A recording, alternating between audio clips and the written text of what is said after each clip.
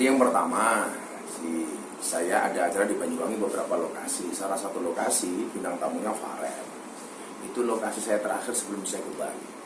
Nah, karena panitia nggak nge-brief sebelumnya dan Farel juga pakai baju koko, pakai kopiah, saya tanya, Farel bisa selawat ya? Oh bisa, saya banyak.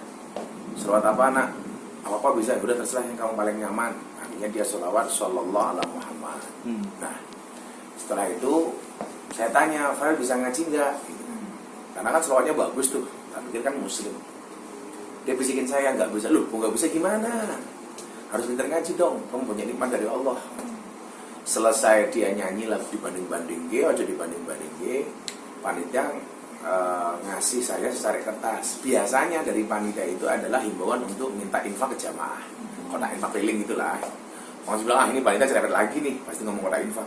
Ternyata enggak, isinya Gus Miftah mohon izin Farel Prayoga non-Islam. Dari manajemen mengatakan demikian. Kan saya kaget nih. Ya saya langsung bilang, oh minta maaf Farel.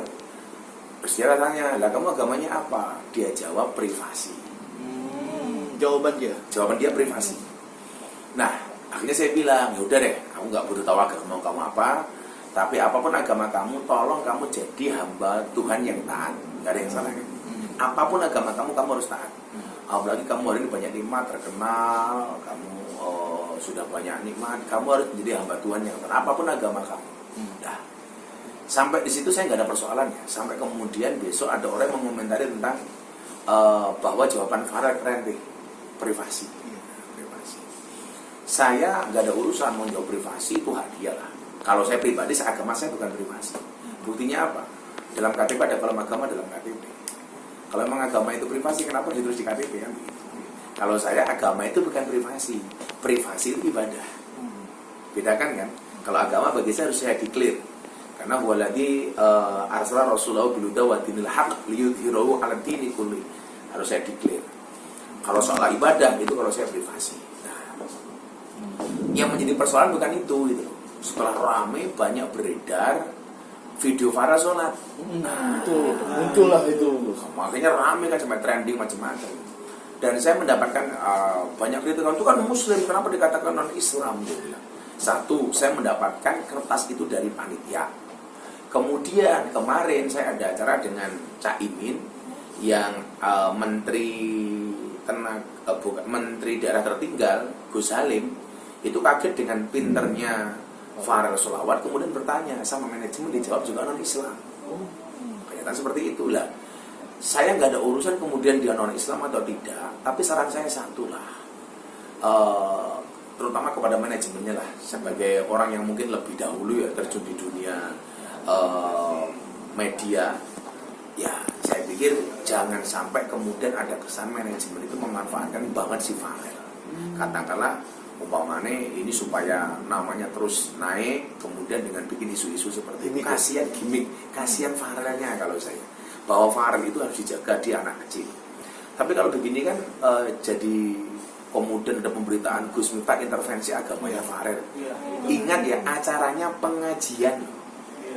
Kalau pengajian di panggung saya, sah dong saya bertanya agamanya apa. Toh ketika dia mengatakan, manajemennya mengatakan non-Islam, saya sudah jawab, apapun agamamu kamu harus taat.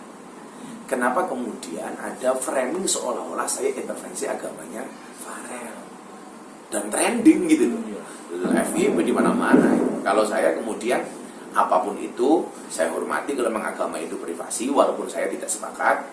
Dan yang kedua, tolonglah jangan dieksploitasi si Farelnya ini, kasihan kalau saya. Untuk saat ini dari manajemen Gus sudah ada menghubungi kembali? Gak ada, saya juga gak tahu kok kalau ada Farel di pengajian itu. Karena acara utamanya pengajian Gus Miftah. Dia hanya nyanyi 2 lagu.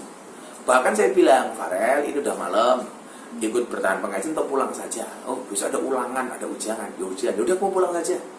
Kan jam setengah 12 malam itu kejadian. Anak usia 12 tahun kan kita gak fair juga gitu.